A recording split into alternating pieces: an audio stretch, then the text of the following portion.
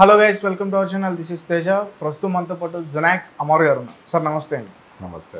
So మొత్తానికి మీరు ఏదైతే అనుకున్నారో అదే అంచనా నిజమైంది. ఈరోజు ఫస్ట్ నుంచి కూడా మీరు టీడీపీకి ఖచ్చితంగా 151+ వచ్చే అవకాశం ఉందన్నారు. ఈరోజు అదే చూస్తాం. సో ఎలా అనిపిస్తుంది సార్? ఇది ఎక్స్పెక్టెడ్ ఫ్యాక్టే అండి అది. ఎందుకంటే ప్రభుత్వ వ్యతిరేకత అంత ఉందనేది మేము అబ్జర్వ్ చేశాము. సిబిఎన్ ఫోరంగా మేము అబ్జర్వ్ చేశాము. 151కి ఒక సీట్ ఎక్స్ట్రా వస్తుందని చెప్పాము. ప్లస్ సెంట్రల్లో కూడా 20+ వస్తాయనే చెప్పాము.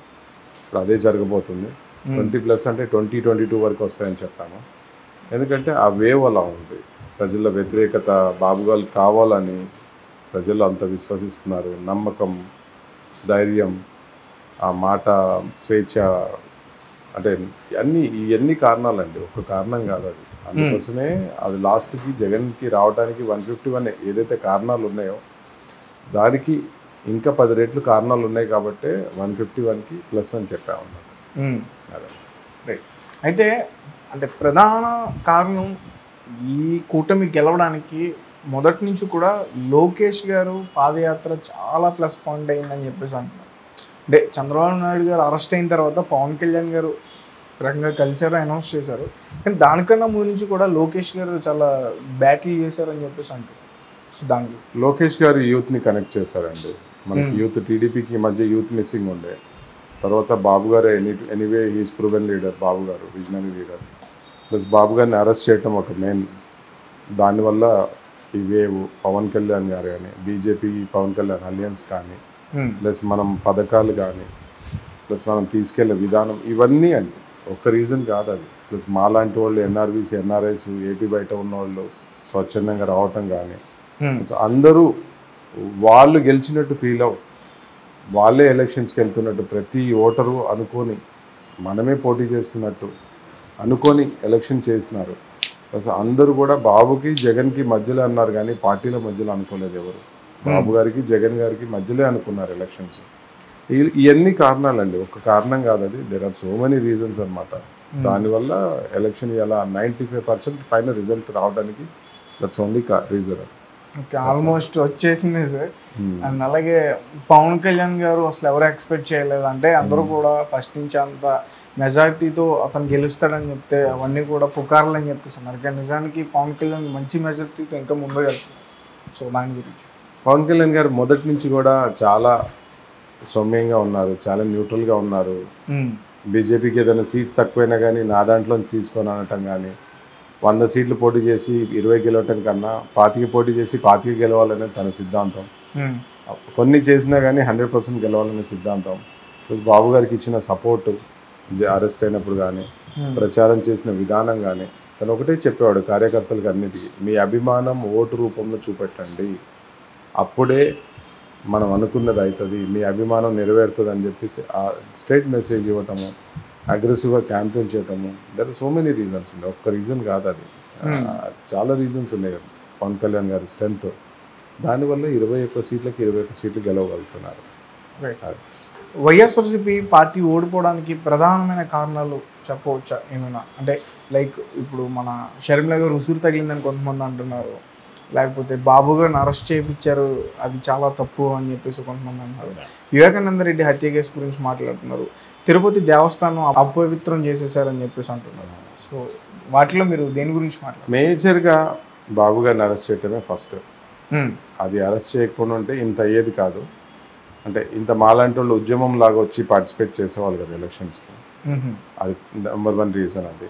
ఇంకా దేవాలయాలు అవన్నీ అయితే ఇంకా అవన్నీ ఎక్స్ట్రీమ్ లెవెల్ చేసేసినాడు. పథకాలు ఇచ్చానని లాక్కోవటం అదొకటి. పరిపాలన రాదు, చూసి చదవటం రాదు, ప్రెస్ మీట్లో ఒక 10 నిమిషాలు కూడా మాట్లాడలేడు, పరిపాలన ఏంటో తెలియదు. ఇవన్నీ చాలా రీజన్స్ ఉన్నాయండి. ప్లస్ మాట్లాడే స్వేచ్ఛ లేదు, బతికే స్వేచ్ఛ లేదు, ఏది కూడా నీకు నచ్చింది చేయడానికి స్వేచ్ఛ లేదు అక్కడ. ప్రతిదీ కూడా అణిచివేత ధోరణి, ప్రశ్నించే వాడిని చంపేయటము, గొంతు బిచ్చుకేయటము, మాట్లాడకుండా చేయటము, వాడి మీద కేసులు, లీడర్లను తీసుకెళ్ళి కొట్లాడటము, హింసించటము, కొట్టటము, జైల్లో పడేయటము, ఇవన్నీ ఒక్కటి కాదండి. దళితుల మీద దాడులు, మైనార్టీల మీద, దళితుల మీద, ఇంకా వీళ్ళని మిగిలిచ్చారని ఏం లేదు, పిల్లల మీద, పెద్దల మీద, ప్రతి ఒక్కరి మీద అరాచకాలు, దోపిడీలు, నేచర్ అండి. సమాధానం ఈ ఓటమికి కారణం ప్రకృతి తను చేసిన ఏదైతే నష్టం ఉందో అదొక రీజన్. ఆయన ఎక్కడికో క్యాన్వే వెళ్ళాలని చెట్లు నరకటం, మైనింగ్స్ అన్నీ దోచుకుంటాం, ఇవన్నీ ప్రకృతి అనే శాపం అండి. ఇవన్నీ ప్రకృతి అతన్ని అలా చేసింది. అలాంటి చాలా రీజన్స్ ఉన్నాయి. ఒక మంచి పని లేదండి చెప్పడానికి. 100 అంటే అన్ని వందల రీజన్స్ ఉన్నాయి చెడు చెప్పడానికి. అంటే ఒక్క మంచి పని కూడా లేదు చెప్పుకోవడానికి. సో మనం ఈ రిజల్ట్స్ తర్వాత ఇంకా జరుగుతున్నాయి. కానీ మాజీ ముఖ్యమంత్రి జగన్మోహన్ రెడ్డి గారు మీడియా ముఖ్యంగా ఆయన కంటతడి పెట్టుకున్నారు. నేను ప్రజలకు చాలా మంచి చేశాను, అయినా సరే ప్రజలు నన్ను గెలిపించలేదు, మరీ దారుణంగా అంటే ఒక ప్రతిపక్ష హోదాలో కూడా ఉండే అన్ని సీట్లు కూడా అతనికి రాలేదు, దగ్గరగా 9-8 అని చెప్పేసి అంటారు. సో దానికి సింగిల్ డిజిట్కి స్టిక్ అయిపోతాడండి. ఇంకా పార్టీ కూడా ఉండదు, ఇక జగన్మోహన్ కూడా ఉండడు ఇంకా. ఎందుకంటే ఇంకా అది ఎవరు ఉండరండి ఆ పార్టీలో ఉన్న 9 మంది 10 మంది కూడా ఎవరు ఉండరు. అందరూ వేరే పార్టీలోకి వెళ్ళిపోతారు. ఎందుకంటే అతని సంగతి తెలుసు. అతను పార్టీ రన్ చేయలేడు, ఒకరోజు కూడా బయటకు వచ్చి మాట్లాడలేడు, అసెంబ్లీకి రాడు, సమాధానం చెప్పడం రాదు, ప్రశ్నించడం రాదు. ఇంకా అలాంటి ఇంకా పరిపాలన ఎలా చేస్తాడు? ఓన్లీ ఒక ఛాన్స్ అని అందరికి ముద్దులు పెట్టేసి అప్పుడు అధికారంలోకి వచ్చాడు. తర్వాత ఇంకంతా పరిపాలన మీరు చూశారు కదా లాస్ట్ 5 days. కాబట్టి అతన్ని వెంట ఎవరు ఉండరు. ఓకే, ఇప్పుడు ఇవాళ చూశారు కదా ఎలక్షన్ కౌంటింగ్ అవుతుంది, అతను ఒక్కడే ఉన్నాడు, అతను వెనక ఎవరు లేరు. ఆ ఓఎస్డీ అతను తను ఇద్దరు ఉన్నారు. అది ఇవాళే అలా ఉన్నారంటే ఇంకా ఆల్రెడీ బయటకు వస్తుంది సజ్జల గారు పరారులో ఉన్నారు అని చెప్పి. అందరు పరారులో ఉన్నారండి. ఎలక్షన్ వదిలేసి వెళ్ళిపోయారు, కౌంటింగ్ వదిలేసి వెళ్ళిపోయారు. అందరూ మధ్యలోనే గుడివాడ కానీ నాని కానీ విజువల్స్ అయితే బయటకు వచ్చాయి, అందరూ వదిలేసి వెళ్ళిపోయారు. ఇంకా మన వల్ల కాదని చెప్పేసి, ఎందుకంటే అంత మెజారిటీ కాదని చెప్పి అర్థమైపోయింది, వదిలేసి వెళ్ళిపోయారు. ఇప్పుడు జగన్మోహన్ రెడ్డి గారు వెంట తాడేపల్లి ప్యాలెస్లో సజ్జల గారు తప్ప ఇంకెవరు లేరా? సజ్జల కూడా ఉండరండి. సజ్జలకి ఏం అవసరం? సజ్జలే ఓడిపోయిన తర్వాత సజ్జలకి ఏం అవసరం? ఎవరు ఉండరండి ప్యాలెస్. వాళ్ళు గెలిచిన 9-10 సీట్లు కూడా మనం వీక్ ఉండటం వల్ల గెలిచారు వాళ్ళు. అరకు మనం టీడీపీకి ఇచ్చి బీజేపీకి ఇచ్చాము, అది ఓడిపోయారు. బద్వేలు బీజేపీకి ఇచ్చాము, అది టీడీపీ సీట్ అయితే అది ఓడిపోయాము. అందుకనే ఇట్లాంటి కారణాలతో మనం ఓడిపోయినాము. అంటే బీజేపీకి ఇవ్వడం వల్లే అంటే లాస్ట్ మూమెంట్లో అది టీడీపీ సీటు బీజేపీకి ఇవ్వడం వల్ల బద్వేలు ఓడిపోయినాము. అరకు కూడా అంతే అండి, టీడీపీకి ఇచ్చి మళ్ళీ బీజేపీకి చేంజ్ చేయడం వల్ల అది ఓడిపోయాము. అలా మనం ఓడిపోయాము. లేదంటే 100కి 100, 175కి 175 కొట్టేసాం మనం. ఒక జగన్మోహన్ రెడ్డి తప్పించి మిగతా వాళ్ళందరూ కొట్టేసాం. జగన్మోహన్ రెడ్డి గారు ఓటింగ్ శాతం కూడా తగ్గింది అంటారంటే లాస్ట్ టైం ఆయన 90,000 మెజార్టీతో గెలిచిన వ్యక్తి ఏముంటుందండి ఇంకా. ఎందుకంటే వాళ్ళ కులం ఏదైతే వాళ్ళు చెప్తున్నాడో, రెడ్డిస్ క్రిస్టియన్ ఏదైతే చెప్తున్నారో వాళ్ళే హేట్ చేస్తున్నారండి, వాళ్ళే ద్వేషిస్తున్నారు. అదే కారణం. అండ్ నిజంగా చాలా ఆశ్చర్యం అనిపిస్తుంది సార్. ఎందుకు 151 సీట్స్ గెలిచిన జగన్మోహన్ రెడ్డి ఈ రోజు ఇప్పటికీ అప్పుడే టైం 6 అవుతుంది, ఇప్పటికీ కూడా కనీసం 10 సీట్లు కూడా సింగిల్ డిజిట్కి స్టిక్ అయిపోతాడండి. పొద్దున ఫస్ట్ అవర్లో నేను చెప్పాను, నేను 8 గంటలకే చెప్పాను, Jaganmohan Reddy will be sitting to single digit అండి, ప్రతిపక్ష హోదా కూడా రాదని చెప్పాను. అదే సార్. అలాగే ఇక్కడ కింగ్ మేకర్ అని ఎవరైనా పర్సన్ పేరు చెప్పాలంటే ముఖ్యంగా కేకే. సో కిరణ్ కొండేటి అతని సర్వే నిజానికి యాజ్ ఇట్ ఈజ్ ఎగ్జాక్ట్గా వచ్చినాయి. అతను ఇంకెక్కువ వచ్చినాయి కదండి సీట్స్. అంటే పవన్ కళ్యాణ్ 21 అన్నారు, 21 వచ్చాయి. ఇప్పుడు టీడీపీకి ఇంకెక్కువ వచ్చినాయి సీట్స్, 161 చెప్పారు, బట్ ఇంకెక్కువ వచ్చింది కదా. కాబట్టి సర్వే ఆల్మోస్ట్ 100% మ్యాచ్ చేశారు. అండ్ అతను ఒక్కలే చెప్పారు అంత సర్వే, అతను చెప్పిన ప్రకారం దానికన్నా ఎక్కువ వచ్చాయి. ప్లస్ నెక్స్ట్ సెకండ్ నేను చెప్పాను 151కి ఒక సీట్ ఎక్కువ వస్తుందని. సెకండ్ మనం మ్యాచ్ చేసాం ఆ సర్వేని, అంటే నియరెస్ట్ మ్యాచ్ చేసింది మనం. ఇంకా తర్వాత మిగతా వాళ్ళంతా 150 అట్లా చెప్పారు, 130, 150, 120 అలా చెప్పారు. కానీ మనం ఈ 2 ఫిగర్స్ మాత్రం మనమే చెప్పాము, కేకే గారు ఒకటి, నేను ఒకటి. దాని తర్వాత 150 పైన ఎవరు చెప్పలేరు. తనున్న రవిప్రకాష్ కూడా 150 ఇచ్చారు. నేను 151కి ఒక సీట్ ఎక్కువ కానీ తక్కువ అయితే ఉండదని చెప్పాను. కాబట్టి ఈ 150+ అనేది మన ఇద్దరమే ఇచ్చామండి రిపోర్ట్. మీరు అలా ఒక అంచనాకు వచ్చారు? ఎట్లా వర్క్ చేసాం కదండి. అక్కడ పరిస్థితులు ఏంటి, లాస్ట్ ఎలక్షన్స్లో ఎందువల్ల అతనికి 151 వచ్చాయి, ఈ ఎలక్షన్స్లో 151 కన్నా పైన ఎందుకు వస్తాయి, ఏం చేసాము, ఎలా మనం ఆకర్షించాము. ఏ ఒక్క అవకాశం వదులుకోలేదండి. అలయన్స్ అనుకోండి, పథకాల గురించి అనుకోండి, పథకాల గురించి ఎక్స్ప్లెయిన్ చేయడం అనుకోండి, పథకాలు అనౌన్స్ చేయడం అనుకోండి, ఏ ఒక్క ఛాన్స్ మనం వదులుకోలేదు. బాబు గారి మీద సింపతి ఉంది, ఎమోషన్ ఉంది, సెంటిమెంట్ ఉంది, తన మీద నెగిటివ్ లేదు. అలా ప్రతి విషయంలో మనం పాజిటివ్ ఉన్నామండి. ఈ విషయంలో నెగిటివ్ అనేది లేదు కాబట్టి.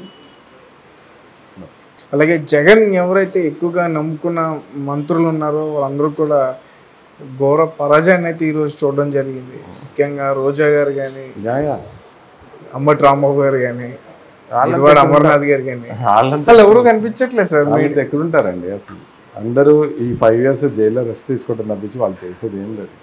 అందరూ జైలుకి వెళ్ళిపోతారు, అందరూ జైల్లో రెస్ట్ తీసుకుంటారు. అంటే అంత అవినీతి చేశారా? అవినీతి కాదు, లక్షల రెట్లు, అది 100,000 రెట్లు కాదు, అది లక్షల రెట్లు అవినీతి, అరాచకం, అవినీతి కొన్ని లక్షల వేల రెట్లు అనమాట. రైట్. అంటే ఇప్పుడు హోంశాఖ ఎవరికి వెళ్ళబోతుంది అంటే బాలకృష్ణ గారి పేరు వినిపించింది నాకు. బాలకృష్ణ గారికి హోంశాఖ ఇస్తారు, ఆయన దిబిడి చేస్తాడు మొత్తం. ఆయన బాలయ్య గారు అదే బాబు గారు చూసుకుంటారండి. బాబు గారు మీకు తెలుసు కదా. అవును సార్. ఎలా బ్యాలెన్స్ చేస్తారు దాంట్లో చాలా ఉంటాయి. ఎన్నిసార్లు గెలిచారు, క్యాస్ట్ ఈక్వేషన్స్ ఉంటాయి, ప్రాంతీయ ఈక్వేషన్స్ ఉంటాయి, అలా బోల్డ్ ఈక్వేషన్స్ ఉంటాయి. దాని ప్రకారం చేస్తారు. కొత్త వాళ్ళు ఎక్స్పెక్ట్ చేస్తున్నారు ఈసారి అంతమందికి ఎలా అకామిడేట్ చేస్తారు, చాలా ఈక్వేషన్స్ ఉంటాయి. చాలా టఫ్ జాబ్ అది. ఎందుకంటే ఎమ్మెల్యేస్కి బీఫామ్ ఇచ్చేటప్పుడు ఎంత టఫ్ జాబో, ఇప్పుడు ఇది కూడా డెసిగ్నేషన్స్ ఇచ్చేటప్పుడు కూడా అంతే కష్టం ఉంటుంది. సో ఆల్రెడీ మోదీ గారి దగ్గర నుంచి బాబు గారికి కాల్ కూడా వచ్చిందండి. కింగ్ మేకర్ అండి మోడీ గారు. బీజేపీలో సెంట్రల్లో బాబు గారు కింగ్ మేకర్ అవుతారు. అది ఆ రోజు చెప్పాను, ఈ రోజు చెప్పాను.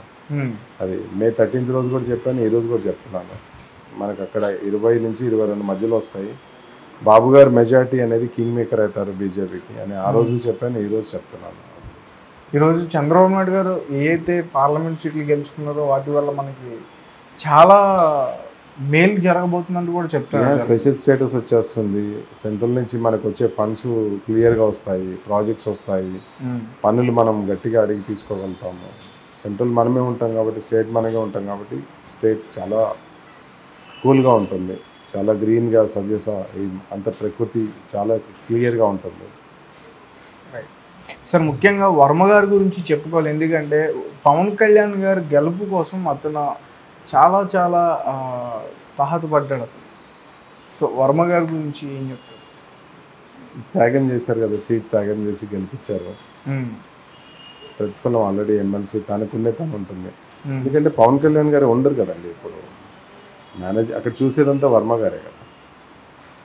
ఆల్మోస్ట్ అతను కూడా ఎమ్మెల్యే అన్నట్టే కదా. కాబట్టి అతనికి ఎమ్మెల్సీ ఇస్తున్నారు కదా బాబు గారు, అదేమి ఇబ్బంది లేదు. మేనేజ్మెంట్ అక్కడ లోకల్ పాలిటిక్స్ అంతా వాళ్ళే చూస్తారు కదా. ఎందుకంటే తన మూవీస్లో ఉంటారు, పాలిటిక్స్లో ఉంటారు, అన్నిట్లో ఉంటారు. కాబట్టి పవన్ కళ్యాణ్ తర్వాత సెకండ్ ఆయనే ఉంటారు కదా. కాబట్టి పవన్ కళ్యాణ్ లేనప్పుడు అల్టిమేట్లీ ఆయనే ఫస్ట్ అవుతారు. కాబట్టి అదేమి ఇబ్బంది లేదండి, బ్యాలెన్స్ చేసుకుంటూ వెళ్ళిపోతారు. ఓకే. అంటే మరి ఇప్పుడు పవన్ కళ్యాణ్ గారిని ఎలాంటి ప్లేస్లో చూడబోతున్నాం? కొంతమంది హోంశాఖ అంటున్నారు, డిప్యూటీ సీఎం అంటున్నారు, ఇరిగేషన్ డిపార్ట్మెంట్ అంటున్నారు, చాలా చెప్తున్నారు. అది బాబు గారు చూసుకుంటారండి. ఎందుకంటే మనం ఆలోచించిన మన ఆలోచనకి అందలేం బాబు గారు ఆలోచన.